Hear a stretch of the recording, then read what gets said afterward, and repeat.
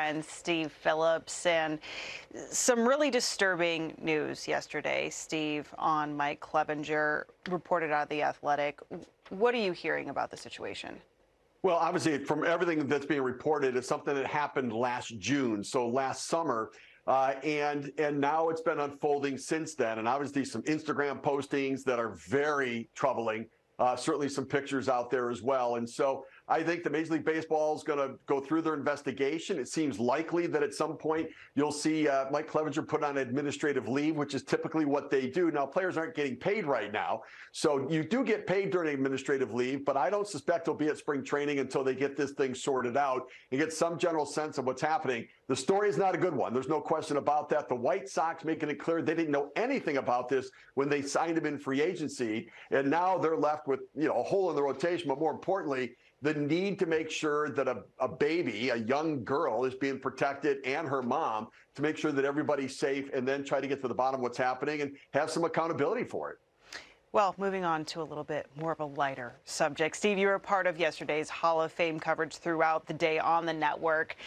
How did you feel about Rolen getting voted in?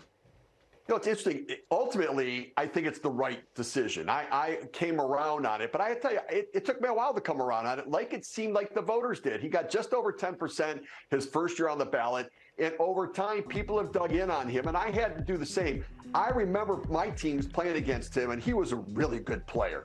I wasn't sure that he was a Hall of Famer until I really did the look at not only the offensive numbers, but the defensive impact. And he's one of the best defensive third basemen ever in the history of baseball at the most underrepresented position in the game of baseball. We saw that slow roller play he made right there. Nobody made that better than him. This guy's a big dude.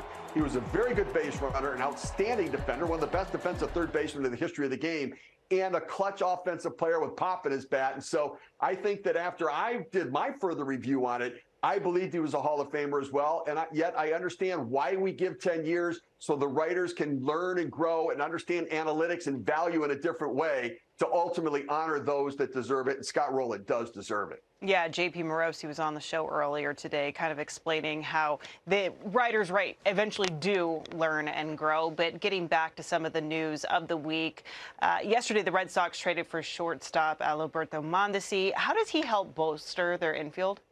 Well, Alberto Mondesi is one of those guys that you can close your eyes and dream. He has tools galore. He can fly. You want to have a race of major league players, he's got a good chance of winning. He's got strength and pop in his bat. He's got range in the infield. He's got good hands. He's got a great arm. He has all the tools to play, but they've not been able to translate into skills that turn into numbers and results and production on the field. Now, part of that may be injuries. He's been hurt a lot, and he hasn't been able to play much in his career. You see all the different injuries he's been out missing time with. And so the Red Sox are getting a guy with a huge upside that they gave up a left-handed reliever for who didn't pitch last year. So it wasn't a heavy price, but they also know they're going to have to protect him. It's not like you can turn him loose, play 160 games this year, and he's going to be the answer. He can be part of the solution where they're hoping that he grows this year, starts to develop some of those tools and the skills, and maybe he can be a long-term solution, and they can sign him to a contract where he can be an impact player, and it's not going to be one of the mega shortstop deals. So it's a good pickup for the Red Sox, but the result remains to be seen.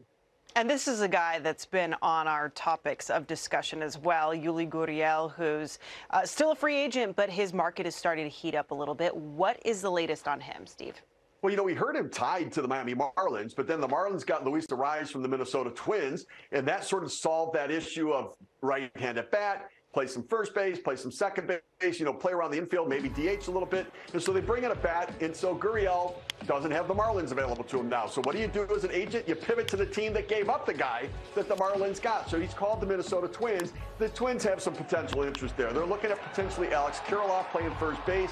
Gurriel, I think, would be a great addition to that team. And I really think he has game left. I know last year he took a step back. 2021, he was the batting champion in the American League. And I think a fresh start, new team for him will reignite that fire. I think he's got a chance still to have some game left. The Astros still considering bringing him back as well, although his role would significantly be reduced if he goes back there.